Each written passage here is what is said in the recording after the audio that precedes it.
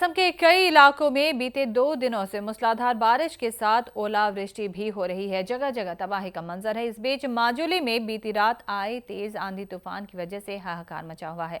इस तेज आंधी तूफान में थिएटर में बैठे लोगों में अफरा तफरी मच गई।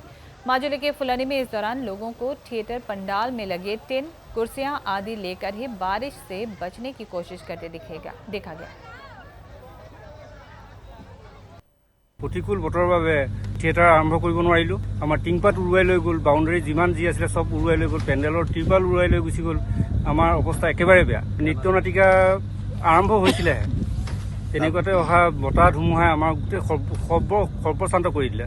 চকী মূৰত লৈ যাবলগীয়া হৈছে, এনেকুৱা এটা অৱস্থা হৈ গৈছে। টিংপাত লৈ গৈছে, কি কৰিব, উপায় নাই। প্ৰতিকূল বতৰৰ কাৰণে আমি থিয়েটাৰ ইমানতে সামৰণি মাৰিবলগীয়া হ'ল। ত্ৰিপাল চিপাল উৰুৱাই দিলে, টিংপাত চিংপাত চব উৰুৱাই দিছে। সেইটো কাৰণে মানুহখিনি ৰাখিব নোৱাৰি, মানুহখিনি গুচি গ'ল।